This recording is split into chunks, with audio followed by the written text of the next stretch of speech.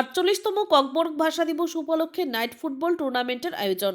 শান্তিরবাজার দক্ষিণ জেলা প্রশাসনের পক্ষ থেকে নেশামুক্ত অভিযানের অঙ্গ হিসেবে এবং 48তম ককবরক ভাষা দিবস উপলক্ষে এক নাইট প্রীতি ফুটবল টুর্নামেন্ট এবং সাংস্কৃতিক অনুষ্ঠান অনুষ্ঠিত হয়েছে শান্তিরবাজারে মহকুমায় দ্রোণজয় চৌধুরী পাড়া হাইস্কুল মাঠে।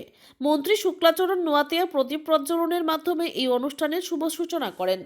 অনুষ্ঠানে এছাড়াও উপস্থিত ছিলেন দক্ষিণ জেলা পরিষদের সভাধিপতি দীপক দত্ত, বিধায়ক প্রমোদ রিয়াং, বকাফা পঞ্চায়েত সমিতির চেয়ারম্যান কৃষ্ণ রিয়াং, পৌরমাতা স্বপ্ন বৈদ্য, ভাইস চেয়ারম্যান সত্যব্রত সাহা, দক্ষিণ জেলা এডিএম হেমন্ত দেববর্মা, বিশিষ্ট সমাজসেবী দিবস ভৌমিক, বকাফা সমষ্টি উন্নয়ন আধিকারিক মনোজ পাল সহ অন্যান্য বিশিষ্ট ব্যক্তিরা ককবরক ভাষায় তাৎপর্য তুলে ধরা এবং খেলাধুলার মাধ্যমে নেশামুক্ত সমাজ গঠনে জনসচেতনতা বৃদ্ধি করাই ছিল এই কর্মসূচির মূল উদ্দেশ্য।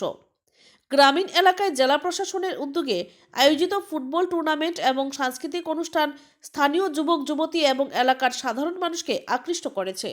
Bureau report, Tripura news Bangla.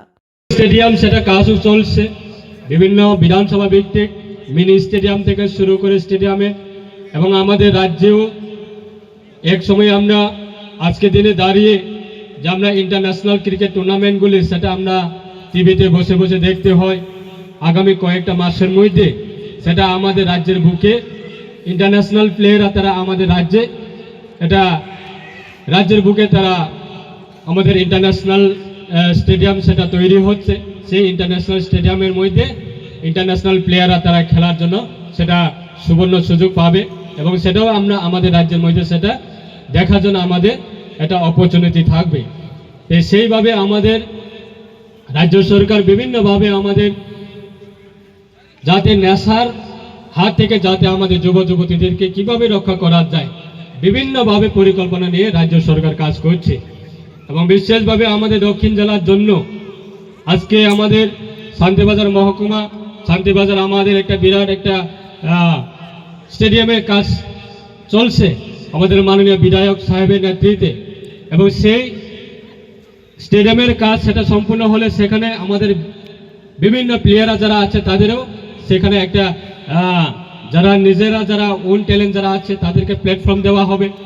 এবং জুলাইবাড়ির ক্ষেত্রেও রয়েছে, বেলুনিয়া ক্ষেত্রেও রয়েছে, সাবরুম ক্ষেত্রেও রয়েছে। সেরকমভাবে আমাদের বিভিন্ন মহকুমা ভিত্তিক জেলা ভিত্তিক যাতে কোনো প্লেয়ারের যাতে খেলাধুলা করার ক্ষেত্রে তাদের কোনো যাতে স্টেডিয়াম শর্টেজ যাতে না থাকে, খেলার মাঠ শর্টেজ যাতে না থাকে। আজকে আমাদের এই এলাকায় একটা গ্রামীণ এলাকায় একটা দিবারাত্রি একটা টুর্নামেন্ট সেটা চলবে, এবং সেটাও স্কোপ এটা আমাদের আগরতলাতে আমরা দেখতাম যে উমাকান্ত স্টেডিয়ামের মধ্যে একটা ডে নাইট টুর্নামেন্ট হয়, এবং সেটাও আমাদের সরকার আসার পরে সেটা চালু করেছে এবং বর্তমানেও চলছে।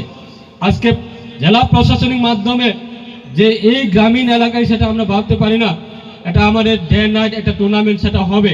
এই এলাকার সকল অংশে যারা বিশেষভাবে যারা ফুটবল প্লেয়াররা যারা আছেন, ক্রিকেট প্লেয়াররা যারা আছেন, বা বিভিন্ন গেমসে যারা প্লেয়াররা আছেন তাদের এটা এনকারেজ করা, তাদেরকে একটা এনকারেজ করার জন্য সেটা আমাদের ডিস্ট্রিক্ট প্রশাসনের মাধ্যমে সেটা উদ্যোগ নিয়েছে।